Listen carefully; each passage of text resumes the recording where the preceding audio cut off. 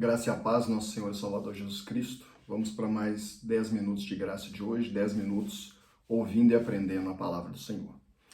Nós vamos ler hoje a palavra de Deus no livro de Neemias, capítulo 1. Nós vamos ler a partir do versículo 2. Diz assim a palavra do Senhor. Que veio Anani, um de meus irmãos, ele e alguns de Judá, e perguntei-lhes pelos judeus que escaparam e que restaram do cativeiro, e acerca de Jerusalém.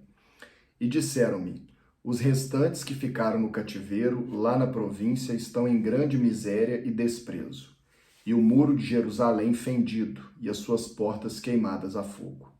E sucedeu que, ouvindo eu estas palavras, assentei-me e chorei, e lamentei por alguns dias, e estive jejuando e orando perante o Deus dos céus. E disse, Senhor Deus dos céus, Deus grande e terrível, que guarda a aliança e a benignidade para com aqueles que o amam e guardam os seus mandamentos. Estejam, pois, atentos os teus ouvidos e os teus olhos abertos para ouvires a oração do teu servo, que eu hoje faço perante ti, dia e noite pelos filhos de Israel, teus servos, e faço confissão pelos pecados dos filhos de Israel que temos cometido contra ti.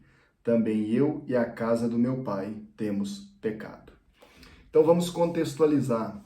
O povo de Israel havia desobedecido ao Senhor, havia pecado contra Deus.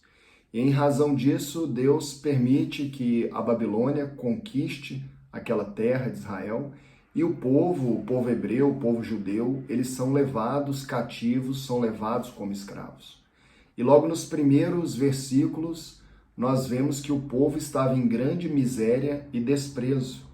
Eles estavam numa situação muito difícil, muito delicada, eles estavam escravizados e eles estavam sofrendo.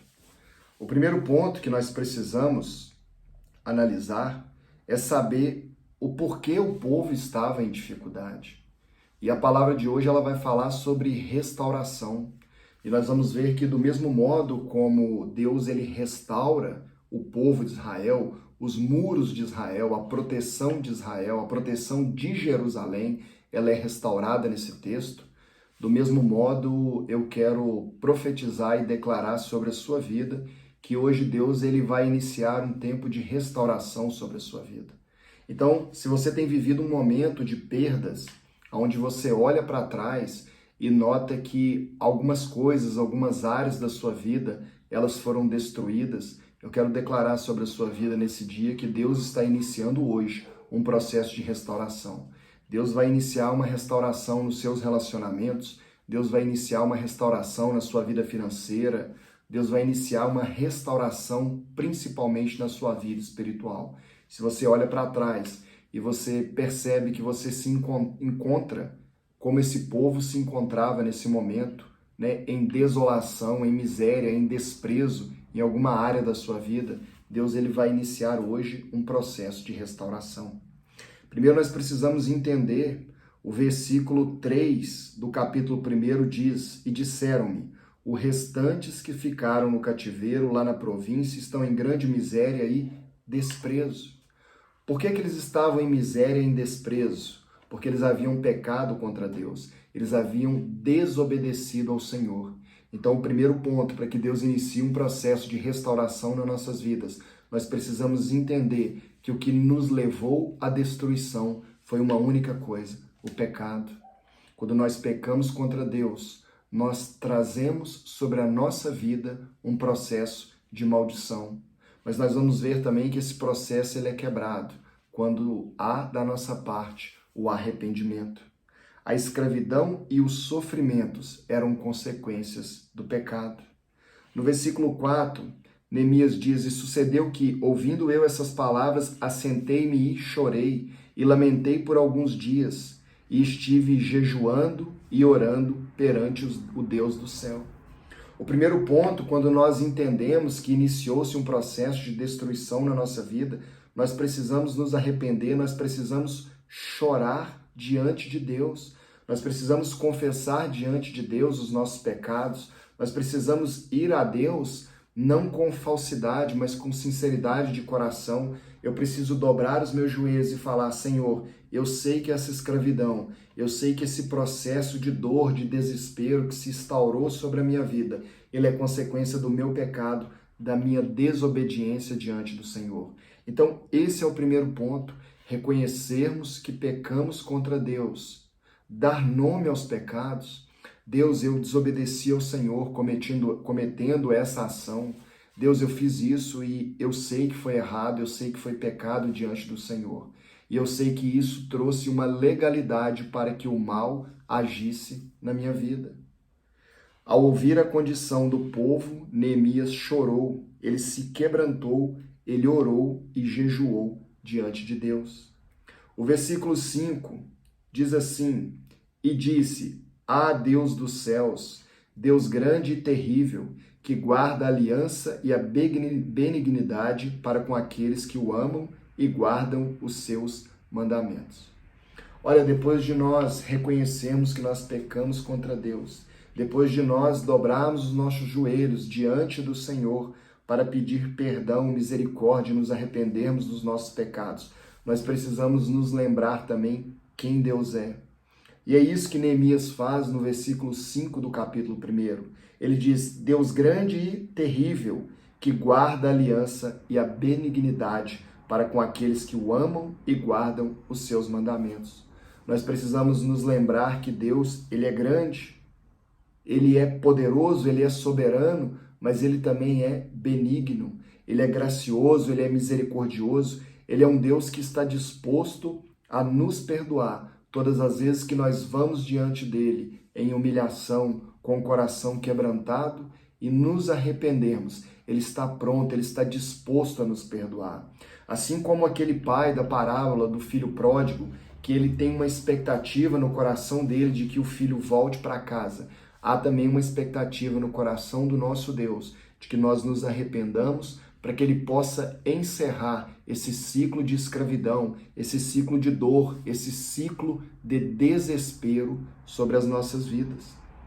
Depois de se lembrar quem Deus era, no versículo 6, Neemias, ele ora a Deus e ele diz: Estejam, pois, atentos meus ouvidos, estejam, pois, atentos os teus ouvidos e os teus olhos abertos, para ouvires a oração do teu servo, que eu hoje faço perante ti. Dia e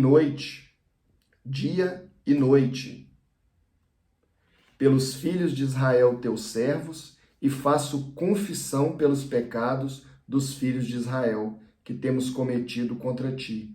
Também eu e a casa do meu pai temos pecado. Olha, Neemias, ele não pergunta: Deus, por que o Senhor tem feito isso comigo? Deus, por que o povo de Israel está em desolação?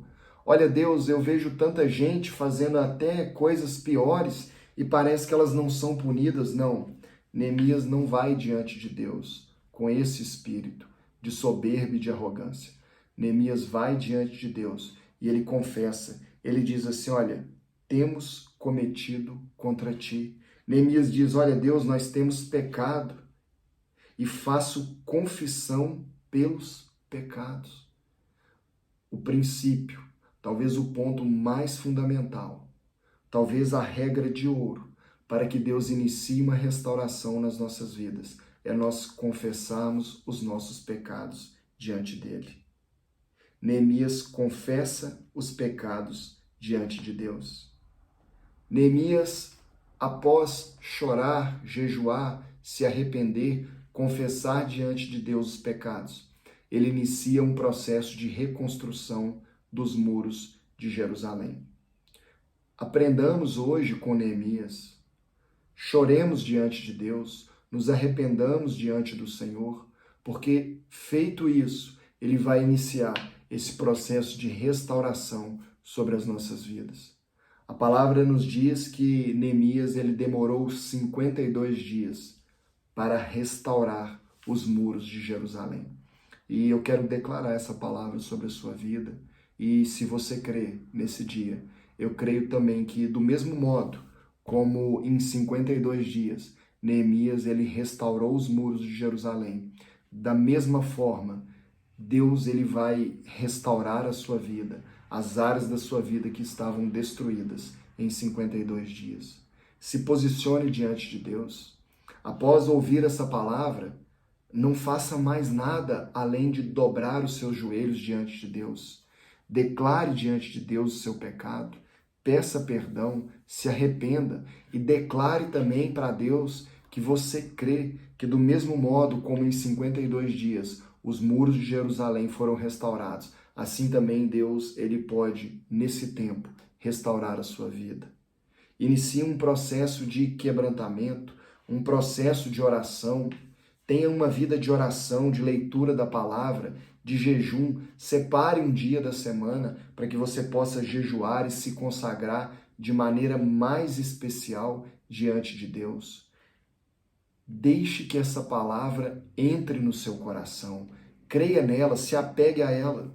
Talvez você já se apegou a tantas coisas, à força do seu próprio braço, ou à sua inteligência, ou a algo que você ouviu, um coach ou qualquer coisa motivacional. Mas eu quero te convidar nesse dia a se apegar não em palavras humanas, nem na força do seu próprio braço, nem na sua própria inteligência. Mas eu quero te convidar a se apegar à palavra de Deus, a declarar. Passe os próximos 52 dias acordando de manhã e declarando: olha, Deus, eu estou num processo de restauração, de reconstrução. E eu creio nessa palavra, eu declaro essa palavra, que assim como os muros de Jerusalém foram reconstruídos em 52 dias, eu creio que em 52 dias o Senhor também estará restaurando a minha vida espiritual, restaurando os meus relacionamentos, restaurando a minha saúde, restaurando a minha vida financeira para que eu viva de forma honrada. Que você receba essa palavra, que ela entre no seu coração, que ela possa gerar fé no seu coração, que você possa se dobrar diante de Deus, que você possa reconhecer que somente Ele pode restaurar cada área da sua vida. Que Deus te abençoe.